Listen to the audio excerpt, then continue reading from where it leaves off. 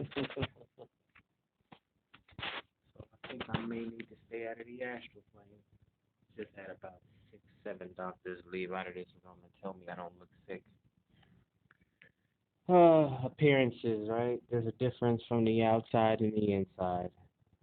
I think today is probably the best weather that we're gonna have so far in Fort Lauderdale today. But yeah, so here's a story to tell. They seem to think that my heart rate is running low, and my blood pressure.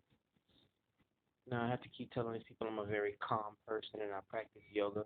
I even had to tell them the story a few days ago about how my mom, right after my surgery, 18 years ago, my mom, when they finally brought me home, that she used to sneak and well, not wake me up. She used to sneak into my room at 3, 4 in the morning, just to make sure that I was breathing because she couldn't hear me breathing. Like how could you hear someone else breathing in her room? I've never had sleep apnea. I've never been a snorer in my life. And on the opposite end, I can hear a pin drop and it'll wake me up out of my sleep. But yeah, this is the first time this has ever happened. They're overly concerned about my heart rate being very, very low, especially when I'm asleep. But I'm basically, usually, I mean, if you follow me, you know, I'm a very calm person, very relaxed person. I practice yoga, breathing techniques, and all that type of stuff. So modern medicine hasn't caught up to, spiritual things and that type of stuff. Not saying that it's spiritual, because it could very well be that my body's shutting down on me, right? But as they all walked into this room, they like, you don't even look sick. And I actually predicted that very thing an hour ago. I said, these people don't want me to get up walking around because I'm not going to look sick. I just had a liver transplant and I just had some health scares because of the stress recently that I've been going through.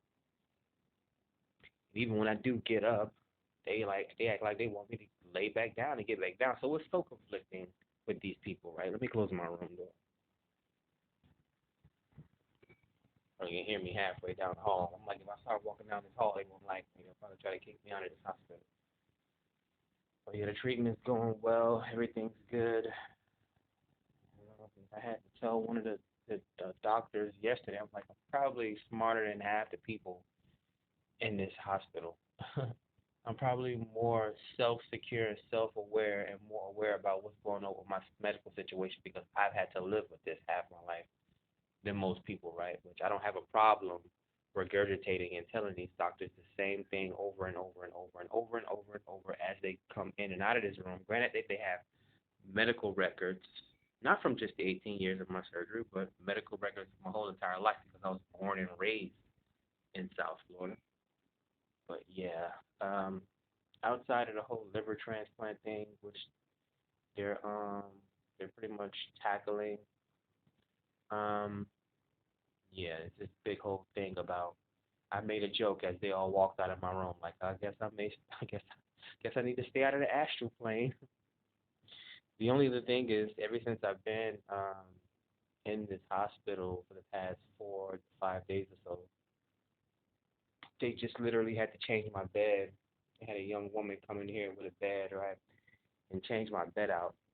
Some sort of a new age technology bed or something like that that automatically adjusts to your sleep patterns and the way you lay down and the way that you're in bed basically. I guess it's for like more crippled people, something like that. But again, and the lady's like, "You sure you don't want to get up and walk around?" I'm like, "Lady, your people keep telling me to lay down. Like I have some sort of a, it's not a mobility issue here. Like it's more internal." But yeah, the bed was like, it's just constantly. Even now, they have all this stuff connected. Like I had to put on normal clothes. I feel like a regular person, right? Which is why they're like, "You don't look sick." Friggin' heart monitor, cardiac arrest things that I don't need that they have attached to me for the past 4 or 5 days. I can't even take a bath while these people come running and knocking on the bathroom door like I'm some 70-year-old person that slipped and fell. Like, Jesus Christ, just take this crap off me in the first place. It's causing more harm than good. As soon as one wire gets disconnected, the whole hospital goes up in flames. They're like, "Oh my God, what's going on in there? Are you okay?" You gonna know if I'm not okay. Like, but yeah, they took this bed out of here because it keeps making noise all day long. Oh, yeah, you could tell it was a new age. bed because I was able to plug my charger, my phone charger up to it. Now I don't have any. I got to charge my phone and charge it back up to the wall again. So yeah, they gave me an old school bed that doesn't make any noise anymore. That could have been part of the problem as well. It's like I can scientifically explain or spiritually explain some of these things to you guys while you guys want to sit here and take notes as professional doctors, right? Again, science, health care services, even technology. Like I can explain it all to you guys at once, right? Like I have inherited, like my doctor's worked a graveyard shift most of his career over 35 years, and I've inherited whatever that is from me. I mean, if you look over my social media for the past 3, 4, 5 years, you can clearly see me walking around in the middle of the night at 3 in the night. I don't sleep. I can go the whole day off 3 hours of sleep, maybe a nap or two. Like I don't sleep, and when I do sleep, it's like okay, be able to bed was beeping like literally every 30 seconds since I've been here. But again, I've been dealing with the hospitals and all that type of stuff for 18 years now. So stuff like that goes in one ear and out the other ear. To me, I barely notice it. But in a hospital, there shouldn't be any alarms or noise beeping at all. Basically, is what their whole concern is. So it could also be one of those things that when I do finally go to sleep, that the beeping and the machines is probably like messing with my circadian rhythm or something like that. So who knows? But no one can tell you. I mean, a doctor can tell you what's going on with you internally when it comes to medicine and things like that. But no one can really tell you what's wrong with you or how you feeling other than what you feel. Like when you go to, they just ask me a series of questions. When you go to the hospital or the doctor comes to see you, they ask you, have you been smoking? Have you been drinking? They ask you if you have shortness of breath. Like they don't know what's going on with you. You have to tell them. So no one knows what's going on with you more than you do until they start dissecting you, right? Uh, modern medicine, splitting the atom, right? So yeah, it's been a while since I actually uploaded a video. I was thinking about people doing viral videos in a hospital yesterday. I'm like, and I just think to my head, these people are so crazy, so stupid. Half of them are ignorant. Right? Like, why are you making viral videos in the hospital? Titanic came on this, so I'm watching TV. Titanic came on about an hour ago after I finished breakfast. I was like, no, I'm not gonna watch Titanic. I'm not. So I'm on YouTube looking at one of my favorite creators, Chris Ann. I didn't realize she had an Oracle deck. So she has three tarot decks and one Oracle deck.